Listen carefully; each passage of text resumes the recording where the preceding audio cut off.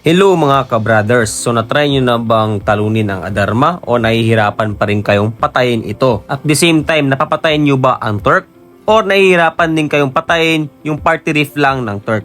So ngayon, i-discuss ko kung paano patayin ng madali ang Adarma at Turk. Ano nga ba ang kailangan ng party composition para patayin yung dalawang boss na ito? Ngayon, nandito tayo sa Armenes para patayin ang Adarma. So ano nga ba ang kailangan gawin para mapatay ito? Number 1, dapat malakas ang party 1 or ang pinakamalakas na party ng guild nyo. Ang pinaka bare minimum na requirement dito is dapat mayroong tank or mayroong player na kayang tumangki ng Adarma. Of course, yung player na yon dapat plus 25 na lahat ng defenses niya, kagaya ng mga armors at necklace. Aside from that, advisable din na yung option niya naka-reduce damage para yung damage ng Adarma talagang marireduce ng 33% at least. So ngayon, pag malakas na yung party nyo, ano naman yung composition ng first party na yon?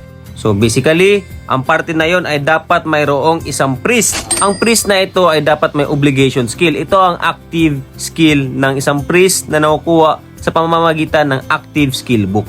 Pangalawa, dapat mayroon naman yung first party ng defender. Kasi ang defender class ng human ay nagbibigay ng buff para mas mapabilis ang pagpatay din ng Adarma. So basically, pag nagkikill ka ng Adarma, mayroon siyang time limit dito guys sa kaliwa. So dapat mabilis din yung damage natin dyan. Pangatlo is yung sinasabi ko kanina, yung tank. Dapat mayroong isang tank dyan na kayang tangkihin yung damage ng Adarma. Kasi hindi makaka-free hit yung ibang members pag walang magtatangke dito. Mag-ingat lang kayo guys sa third phase ng Adarma kasi nagbi-blink-blink ito. And lastly guys, sa party composition is ang dalawang damage dealer.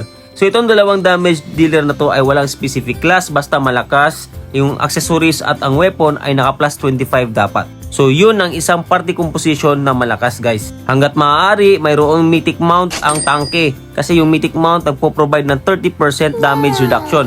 So yung damage reduction na yun, malaki.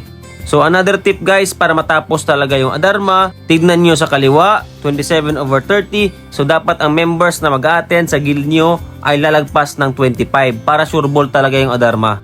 Kasi pag yan ay 20 lang or 15 lang or 10 lang, malabo matapos talaga yung Adarma. Huwag na kayong umasa. Aside from that guys, pag pinapatay nyo ang Adarma, nagte-teleport ito, kagaya dito.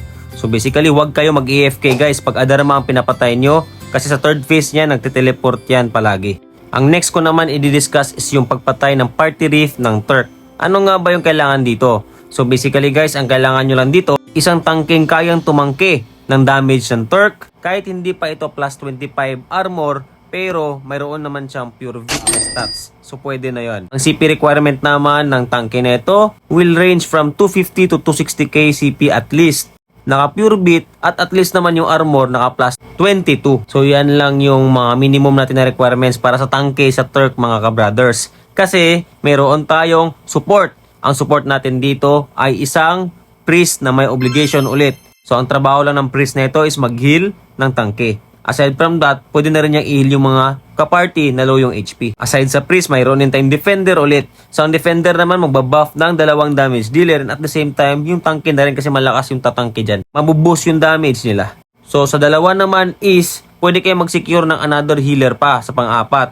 Tapos yung pang-lima is burst dapat na damage. Advisable dito yung mga Dan or Templar, mga ganun. Or pwede rin yung DS. Mas maganda, yung weapon is naka-crit damage increase boss damage. Kasi yun yung pinaka-best na stat pagdating sa boss hunt. Aside from that, huwag nyo kalimutan guys na gamitin yung boss na pet kung mayroon kayo. Kung wala naman, pwede na yung enchant na boss pet. At least mayroong multiplier sa damage nyo. Sa panahon ngayon, napaka-essential ng party rips kasi makakakuha ka dito ng mga assist na magagamit mo sa pag-ups ng skills mo. Aside from that, emblems na rin sa higher levels and also makakuha ka ng mga accessories guys na pag i-dismantle mo, makakuha ka ng emblem enhancement stone pang-ups ng emblem mo. Huwag nyo kalimutan mag-party riffs guys. Huwag nyo sayangin yung party riffs sa inventory nyo.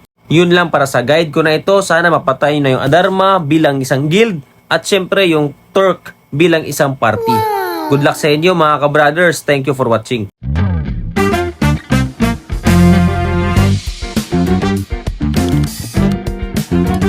Don't forget to like and subscribe to Brothers TV.